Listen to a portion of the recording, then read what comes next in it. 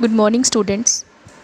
मैं हूं doctor Kritika, assistant professor of commerce, doctor BR Ambedkar government college Kaithal. आज मैं आपको सैम्पलिंग डिज़ाइन के बारे में बताऊंगी कि सैम्पलिंग डिज़ाइन क्या होता है। इसके अंदर जो हम कंटेंट लेंगे वो होंगे मीनिंग ऑफ सैम्पलिंग। उसके बाद हम ऑब्जेक्टिव्स की बात करेंगे कि ऑब्जेक्टिव सैम्पलिंग हम करते क्यों हैं, उसके हमें क्या फ़ायदे होते हैं, मेरिट्स, उसके क्या हमारी कमियां हैं या नुकसान हैं हमारे लिए, डीमेरिट्स, और उसकी प्रोसेस ऑफ सैम्पलिंग। तो आज हम ये जो टॉपिक है इसको हम डिस्कस करेंगे। तो हम स्टार्ट करते हैं मीनिंग सैम्पलिंग होता क्या है। सैम्पलिंग एक तरीके की प्रोसेस होती है जिससे हम सैंपल बनाते हैं, या जिसको हम ऐसे कह सकते हैं कि एक पूरी पॉपुलेशन की स्टडी करने की बजाय हमने उसके एक छोटे से पार्ट की स्टडी कर दी, उसे हम सैंपल कहते हैं। तो sampling is basically a procedure to draw sample out of population, और sample is a part of total population which represents the total population. Sample जो होता है वो पूरी पॉपुलेशन का प्रोटोटाइप होता है, यानी पॉपुलेशन को वो रिप्रेजेंट करता है। जब हम सैंपल की स्टडी करते हैं तो इससे क्या होता है कि हमारा टाइम बचता है, हमारी कॉस्ट कम आती है और हमारे लिए कन्वीनियंट भी होता है। मार्केटिंग रिसर्च के अंदर जितनी भी ज़्यादा रिसर्चेज़ की जाती हैं, ऑलमोस्ट सब रिसर्चेज़ में हम सैम्पलिंग को यूज़ करते हैं।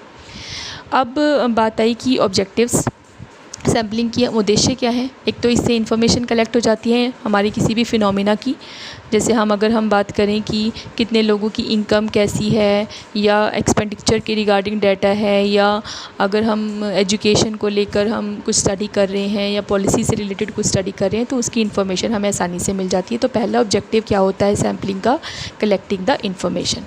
दूसरा होता है कि पैरामीटर्स को एस्टिमेट करना, क्योंकि जब हम स्टडीज़ करते हैं, रिसर्च करते हैं, तो वहाँ पर हमारे कुछ पैरामीटर्स, कुछ फैक्टर्स होते हैं जिसका एस्टिमेशन जो होता है वो सैम्पलिंग के बेसिस पर आसानी से हो जाता है।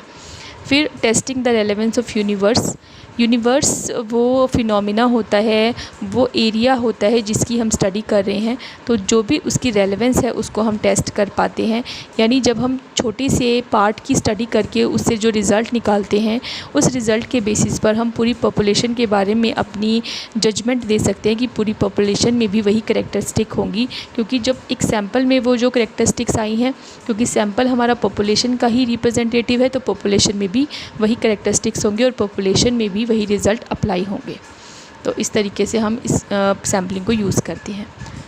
फिर अब सैम्पलिंग के बहुत हमें फ़ायदे भी मिलते हैं, जैसे कि लेस एक्सपेंसिव होती है सैम्पलिंग, क्योंकि हमें छोटे ग्रुप की स्टडी करनी होती है तो हमारा खर्चा कम आता है, समय कम लगता है। उसके अलावा रिलायबल रिज़ल्ट्स मिल जाते हैं, क्योंकि कम एरिया की स्टडी करने से हम अच्छे से उस पर अपने एफ़र्ट्स इन्वॉल्व कर पाते हैं, तो साथ ही हमारी जो रिज़ल्ट है वो भी अच्छे आते हैं। फिर है कन्वीनियंट मेथड। सैम्पलिंग जो होता है हमारे लिए कन्वीनियंट होता है। रिसर्चर की हर यूनिट की स्टडी करना और उसके एक पार्ट की स्टडी करना वो ज़्यादा कन्वीनियंट होता है। ये सूटेबल होता है लार्ज एरिया के लिए। जितने भी हमारे लार्ज एरिया होते हैं, कोई ऐसे एरियाज़ होते हैं जहाँ पर हम यूनिवर्स की ईच एंड एवरी यूनिट की स्टडी नहीं कर सकते, वहाँ पर हमें उसके सैम्पल की स्टडी कर लेनी चाहिए। फिर है लेस टाइम कंज्यूमिंग, इसमें समय कम लगता है। Need for of less enumerator, जो हमारी गणक होती हैं उसकी आवश्यकता भी कम पड़ती है। और सुटेबल इन लिमिटेड रिसोर्सेज, कि अगर हमारे साधन सीमित हैं, हमारे पास पैसे की कमी है, समय की कमी है, हमारे पास अदरवाइज़ भी जो एक्सपर्ट्स हैं उनकी कमी है, तो हमारे लिए जो सैम्पलिंग है वो हमारे लिए बहुत फ़ायदेमंद रहता है। फिर हम आगे बात करेंगे डीमेरिट्स ऑफ सैम्पलिंग की। डीमेरिट्स में हमारे पास जो होता है सैम्पलिंग, क्योंकि एक बहुत ही काइंड ऑफ प्रोसीजर है, क्योंकि सैम्पल अपने आप में ड्रॉ करना और जो सैम्पल अनबायस्ड हो और पूरी पॉपुलेशन को रिप्रेजेंट करे, इसके लिए हमें बहुत ज़्यादा एक्सपर्टाइज़ की ज़रूरत होती है। कई बार हमारे पास ऐसे एक्सपर्ट नहीं मिल पाते हैं। तो सबसे पहले तो जो डीमेरिट है वो नीड ऑफ एक्सपर्ट्स है, कि हमें जो हमारे जो एक्सपर्ट हैं, हमारे जो विशेषज्ञ हैं, उनकी ज़रूरत पड़ती है, लेकिन वो विशेषज्ञ हमें नहीं मिल पाते। फिर lack of complete accuracy, sampling में 100% एक्यूरेसी कभी नहीं हो पाती। इसमें हम कुछ एरर्स को लेकर चलते हैं, जिससे हम सैम्पलिंग एरर कहते हैं। तो कई बार इस पर कंप्लीट एक्यूरेसी नहीं होती। कुछ एरियाज़ ऐसे होते हैं जहाँ पर हमें कंप्लीट एक्यूरेसी चाहिए, जैसे कि साइंस के प्रोजेक्ट्स होते हैं, वहाँ पर हम सैम्पलिंग नहीं करते, वहाँ पर हम 100% जो पॉपुलेशन है उसकी स्टडी करते हैं।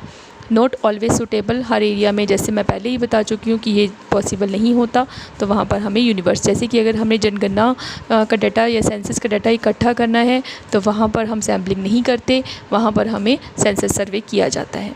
इम्प्रॉपर सिलेक्शन ऑफ सैंपल, अगर सैंपल का यानी हमारा जो सैंपल है उसका चुनाव ही गलत हो गया है तो उस समय पर हमारे लिए हमारी सारे रिज़ल्ट्स, हमारे सारे एफ़र्ट्स जो हैं वो वेस्ट चले जाते हैं और हमारा कोई रिज़ल्ट अच्छा नहीं आता। तो ये सैम्पलिंग की बहुत बड़ी एक डीमेरिट है। फिर डिफ़िकल्ट जॉब, सैंपल ड्रॉ करना, उसकी रिज़ल्ट्स निकालना और उन रिज़ल्ट्स को जनरलाइज़ करना अपने आप में डिफ़िकल्ट जॉब है। फिर पर्सनल बायसेस, सैम्पलिंग में हमारे पर्सनल बायसेस भी रहते हैं। सैंपल निकालने वाले लोग अगर सही तरीके से सैंपल को नहीं निकालेंगे तो सैम्पलिंग में प्रॉब्लम आ सकती है। उसके बाद है इसमें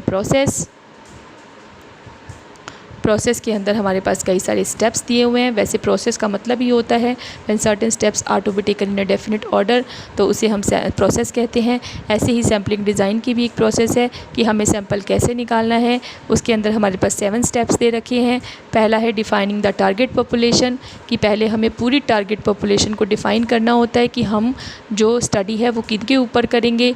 फिर स्पेसिफाइंग द सैम्पलिंग फ्रेम, फिर सैम्पलिंग फ्रेम को स्पेसिफाई करना कि हमारा सैम्पलिंग जो है वो कैसा होगा, फ्रेम कैसा होगा, यानी फ्रेम वो सैम्पलिंग यूनिट को सिलेक्ट करना होता है। फिर सैम्पलिंग यूनिट वो को स्पेसिफाई करना कि सैम्पलिंग यूनिट में कौन आएंगे, मेल आएंगे, फीमेल आएंगे या चिल्ड्रन आएंगे या उनका कम्बिनेशन आएगा, उसको स्पेसिफाई करना। फिर सिलेक्शन ऑफ सैम्पलिंग मेथड, कि हम सैम्पलिंग के लिए कौन से मेथड को यूज़ करेंगे। जैसे हमारे पास बहुत सारे मेथड होते हैं, बहुत सारे तरीके होते हैं सैम्पल ड्रॉ करने के लिए, probability sampling, non probability sampling, तो हम उसको सिलेक्ट करेंगे। फिर डिटर्मिनेशन ऑफ सैम्पल साइज़, कि सैम्पल साइज़ को डिटरमाइन करेंगे कि सैम्पल का साइज़ कितना बड़ा लेना है। फिर सैम्पलिंग प्लान को स्पेसिफाई करेंगे कि किस समय, कितने बजे, कहाँ से डाटा इकट्ठा करना है, सैम्पलिंग यूनिट बनाना है, तो वो सारा स्पेसिफाई करने के बाद फाइनली हम सिलेक्टिंग द सैंपल